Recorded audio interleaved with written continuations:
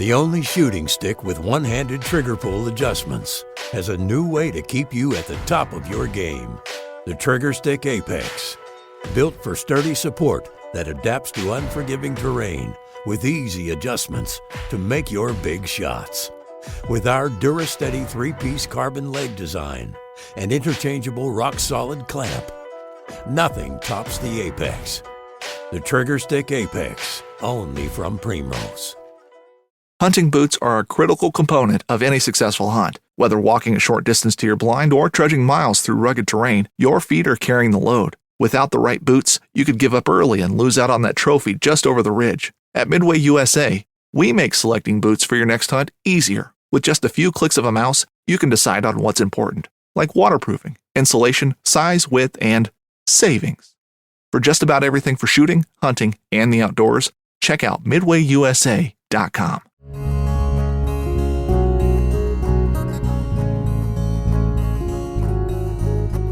Welcome to the Casting Across Fly Fishing Podcast. I'm Matthew of CastingAcross.com, where I explore the quarry and culture of fly fishing. This is the 180th episode of the podcast, 180. Today I'm going to be interacting with some emails and messages I've received from listeners and from readers of Casting Across. As I talked about last week on the podcast and earlier this week on the website, this is one of my favorite things to do. And hopefully these short snippets of conversations that I share on this podcast, which I do every 10 podcasts, where I call it my accusations, my fly fishing accusations, questions, comments, and accusations, it can be helpful to you. It's a great way to kind of take a spin off of something I've talked about in longer form on another podcast or article. It's also a chance to talk about something that might be a little more niche, maybe something that wouldn't warrant a full half-an-hour podcast or a full article on castingacross.com. But what's interesting, I find, is that after thinking about my responses to people, which almost always come in a one-to-one manner before they make it onto the podcast, that it usually sends me down a trail of thinking about my answer even more as I'm talking about it, even on the podcast. So today we're going to be talking about three different things. The first thing is going to be about gear storage. And then there is a email I received that asked a question about fishing a particular river in Virginia. And then thirdly, we're talking about barbless hooks. So barbless hooks, river in Virginia, and gear storage. So the very first email comes from Tom, and Tom writes, "Hey Matthew, good show on storing fishing gear. I found that using silica gel packs, aka desiccant pouches, work well. They're reusable, and you often get them free with new shoes and other products. The small ones I'll throw in my reel cases and other small pouches or containers. I purchased larger ones from Amazon to keep in my bins for storing camping, fishing, and motorcycle gear. In the bins I store my tents, I leave a box of Arm & Hammer taped up right that I've pierced some shell holes in. Pierced some small holes in. Maybe he used a shell to pierce them, but probably not. Keep up the good work and have a good weekend. Tom from Massachusetts." Well, Tom, that is a excellent bit of information. Everything that you mentioned is good. So, what those desiccant pouches are, if, like you said, if you get a pair of shoes or if you get a piece of gear, I've found some really big ones in like waders and wading boots. So it almost seems like the larger the product, either the larger the desiccant pouch or the more quantity of desiccant pouches you get. So I've gone ahead and thrown these in some of my gear bins for the very reason that Tom mentioned. It's just a great way to cut down on moisture, and it is also a great way to really eliminate the things that come along with moisture. So he mentioned camping gear. So you think about your fly fishing gear. Chances are during the season you've got your waders, and hopefully you're storing them well. Like I advocated on the podcast a couple of months ago, that you hang them up on like a hanger, or you don't necessarily hang them up using the shoulder straps, because if they're elastic at all, then they can stretch out, and you're going to have them hanging up year round. But for something big like a tent, chances are you're not going to leave that tent hanging up anywhere. You're not going to leave it set up anywhere for too long. You're going to break it down and you're going to put it away. Now, the fact of the matter is, no matter how well you dry the thing out, it's still going to have some moisture on it. Probably. Not always, but probably. You think about, you go camping in the rain. and everything gets completely soaked. And the same thing can be true for your waders, your boots, your rain jacket, whatever it might be, but a tent's a great big example, right? And you come home after that wet camping trip, and how fun wet camping trips always are. And what do? Once it dries out outside, you set your tent up in the backyard. And if you leave it set up for any amount of time, what's going to happen? As long as you're not living in an arid climate, moisture from the ground is going to condense on the bottom of that tent. Or if you leave it up overnight, there's going to be some under the rain fly. It's going to be all over the place. And so there's really no perfect time to break the thing down when you're not going to have any moisture at all. So putting in a silica pouch is going to help take care of that. And then the other thing that I was mentioning, again, this is for camping gear, but also for fishing gear, it's not just the moisture. The moisture might go away. The moisture could be remediated simply with time. But the concern is if there's other organic matter in there, if you've got a little bit of dirt, a little bit of mud, even just a little bit of even like oils from your skin on there, that moisture is going to contribute to mold, mildew, and other nasty stuff that happen. So you are not going to completely eliminate the degradation that happens to everything from metal to the surfaces of plastic, certainly to things like furs and feathers that your flies are composed of, paper products, anything and everything that you have in your gear.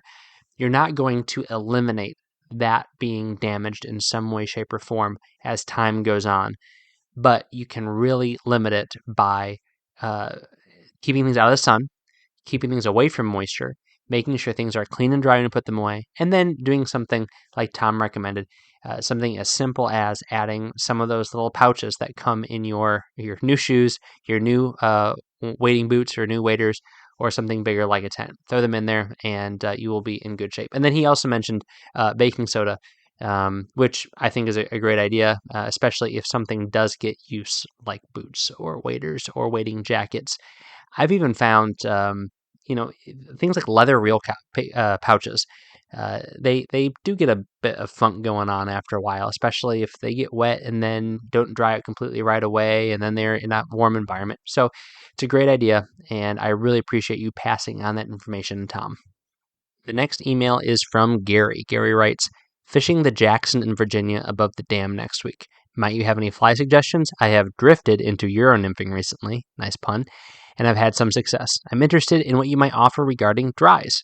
And then he says, the second part of the question, which I do want to touch on also, "I've been with you for at least a year and you've helped me a lot. I'm still wondering about your thoughts on John Gierach. Robert Traver is my all-time favorite author. I'm a former Youper, so I can relate, Youper being UP, Upper Peninsula of Michigan, where John Volkner, aka Robert Traver, was both a politician and an author and screenplay writer. But anyway, uh, let's take those questions in turn, and thank you for the email, Gary. The first thing is Jackson River. Jackson River, fascinating river, fantastic and fascinating. I hung up halfway between both of those words in western and southwestern Virginia. It's a tailwater, and it's beautiful. High yields of fish. If you Google it, you'll see that. But the Jackson River, particularly below the dam, has been the site of great controversy regarding land access and river access in particular,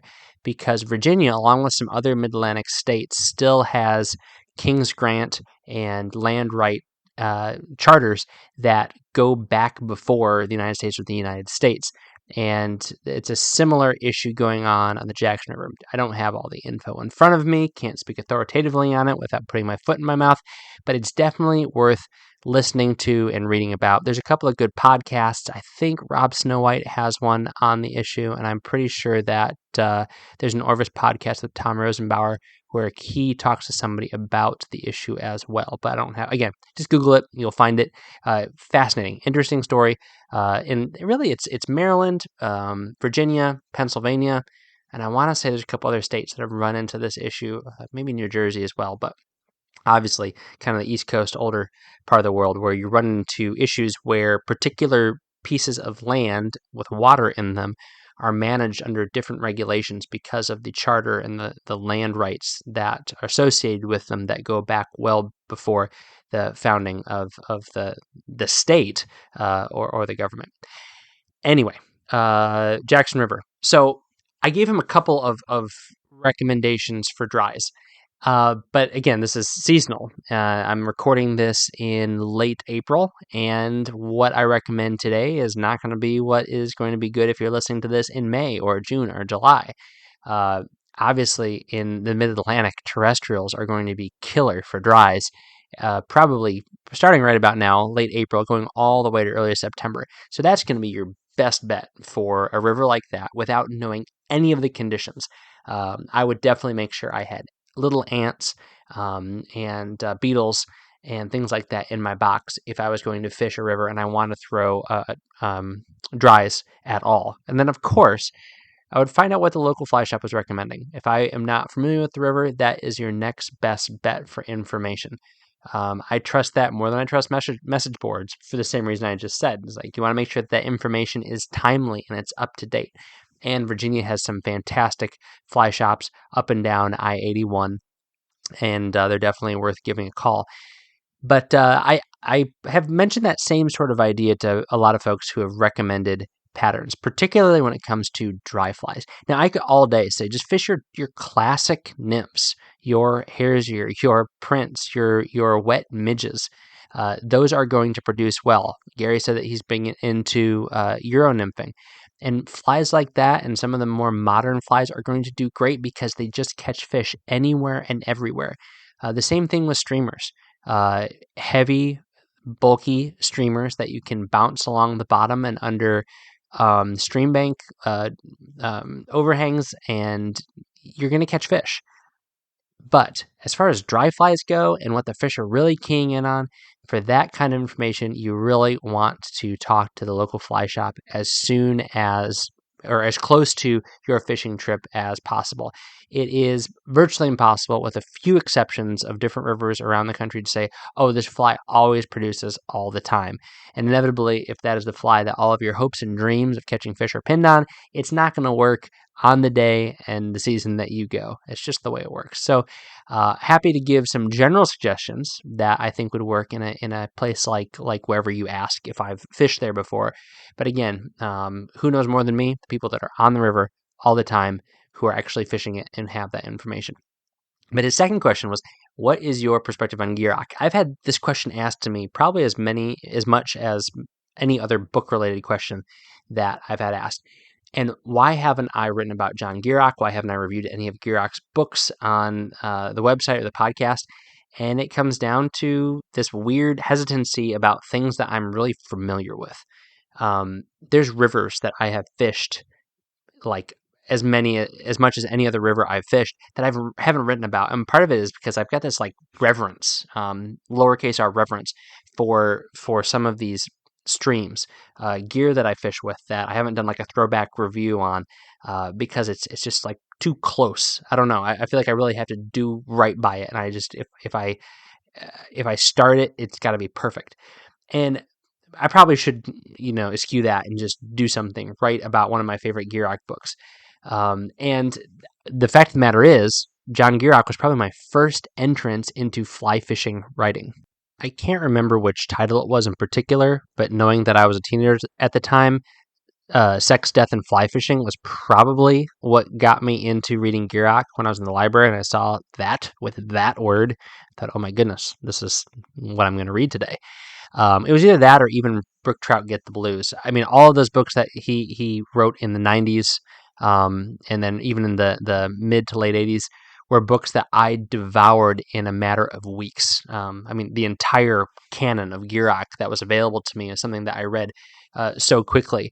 And I was at a time when I wasn't reading as much because I was in middle school, high school, and you know how things get at that time. When you're being forced to read things that you don't particularly want to read, you don't want to turn around and read something else. At least I didn't.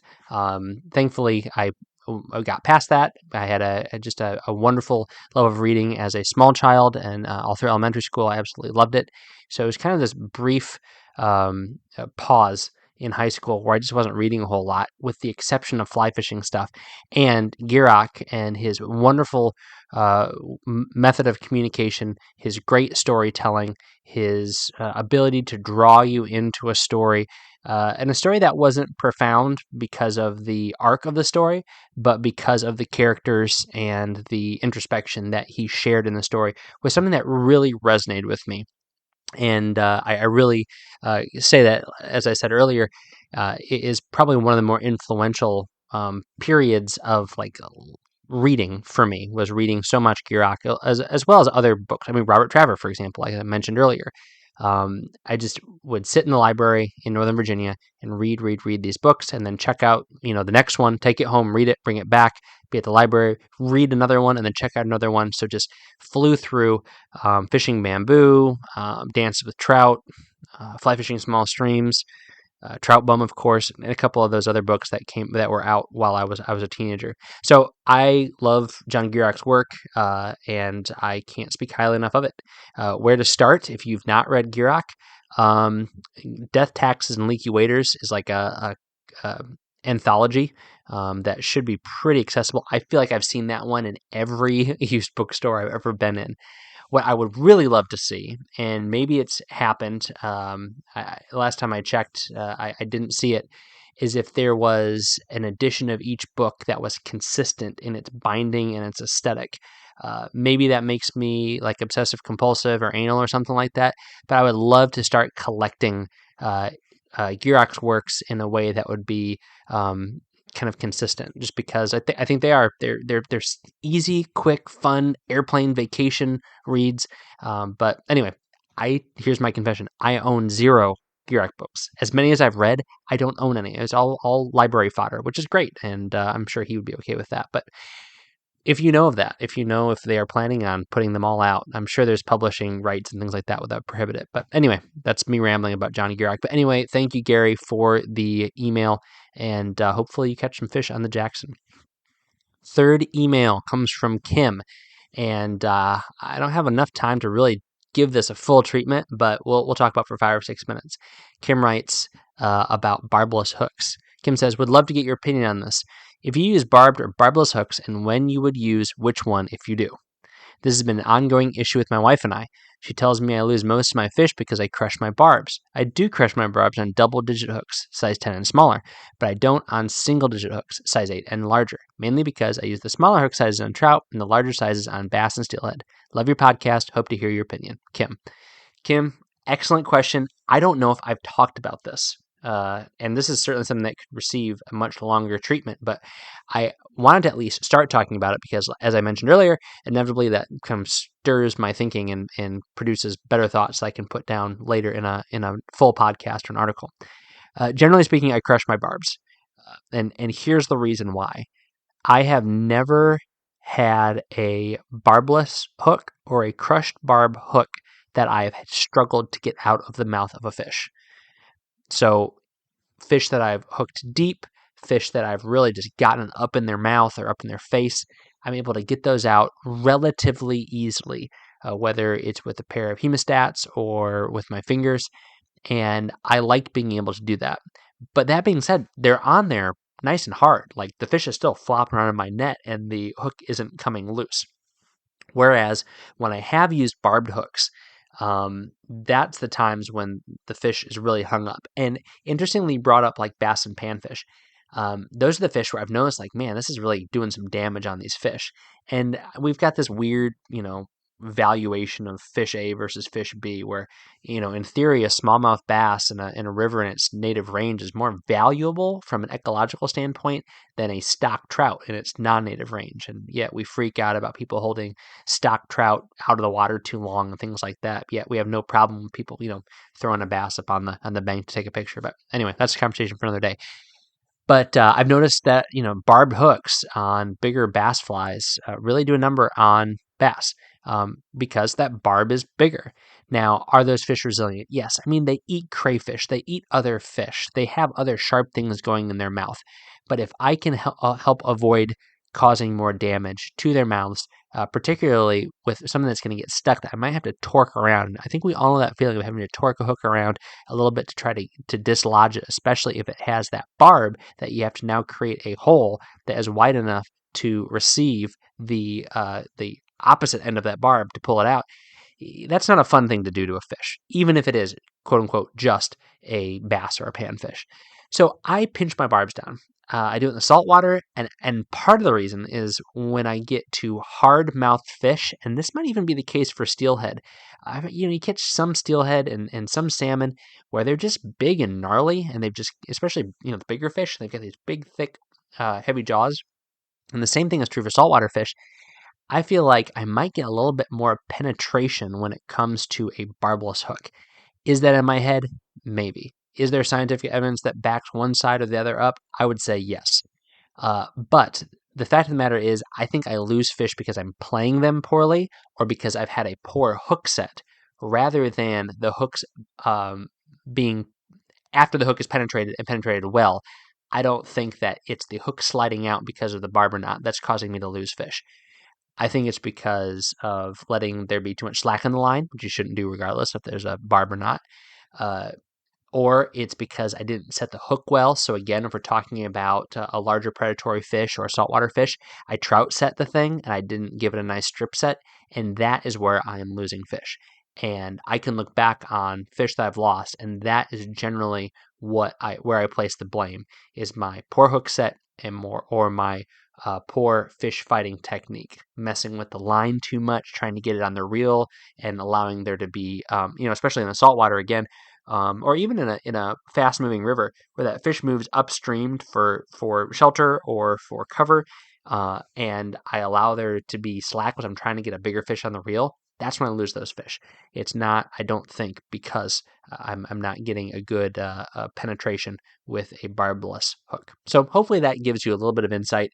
But again, I am not going to be dogmatic, especially on some of these smaller. Sometimes I have a hook and it looks barbless, and then I get my eye real close to it and I realize that's not a pinch down barb. That's a barb that has not been pinched down, but it is so incredibly delicate and small, which I think is good. I think it's a good happy medium. I think that if hook manufacturers were able to make really teeny tiny barbs like you do see and make that kind of standard, that'd be kind of a good compromise for a lot of folks. But anyway, rambling on about that. But thank you, Kim, for the email. I appreciate it. Hopefully you and your wife can come to a compromise yourself on how and when you use barbless hooks.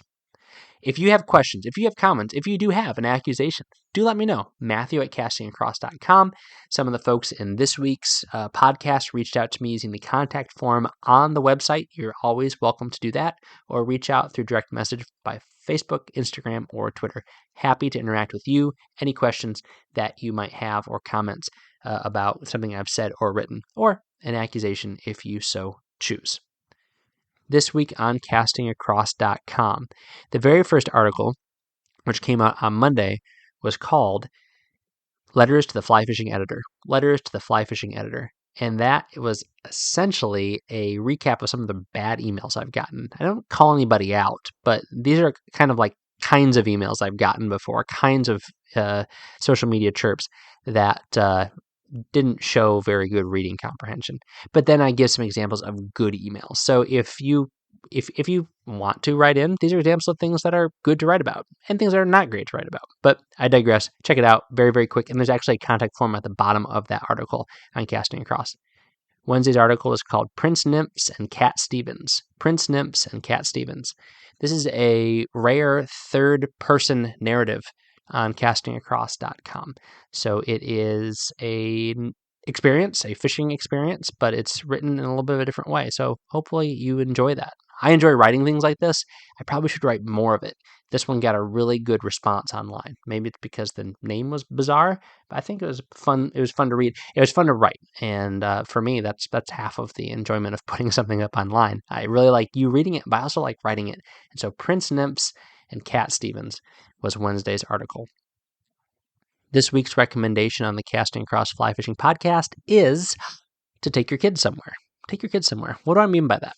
Now, for a lot of people, fly fishing is kind of their break, even if they have kids. And I would say that about myself, even though I absolutely love my kids. I adore my kids. They're a blessing. I'm so thankful for them. However, there's times when I just kind of need some time off of work and off of normal life where I go fishing by myself for a couple hours or even a day when I have that opportunity. but I also bring my kids along with me. It's a very important thing to do, to let your family into what you enjoy, especially if you have any sort of idea or plans on having them be your fishing partners as they grow older. So it doesn't have to be every time, and it doesn't have to always just be fishing. And this is why I think about this. As I'm recording this, tomorrow morning is the final stop of the fly fishing show's tour this spring. What started back in January after a year hiatus from COVID or 2-year hiatus, I guess, is back in action. And they even postponed the Massachusetts show because of the COVID restrictions that were in place back in January of 2022. So we were having this late spring show, and my boys are pumped. They were bummed when we didn't get to go back in January, February, whenever it was. And they're excited now that we get to go. So we're going, and they have the people they want to talk to. They have the booths they want to see, the fly tying they want to check out. It's great. Would I like to go by myself? Yes. And guess what? I did go by myself. I went by myself back in the wintertime in New Jersey, but now I'm taking my boys. So it doesn't mean you have to go take them to the grizzly group of fly tyers that you meet with. It doesn't mean that you have to take them every time you go fishing. But you know what? Take them to the fly shop. Take them to Bass Pro or Cabela's. Take them to the Fly Fishing Expo show. They are going to truly enjoy those things, especially if you buy them Chick-fil-A afterwards, which is what my plan for tomorrow is. Thanks for listening to the Casting Across Fly Fishing podcast. Please subscribe in your favorite podcast app and rate the podcast in iTunes. Then head over to castingacross.com for 3 posts a week on the people, places, and things that go into the pursuit of fish.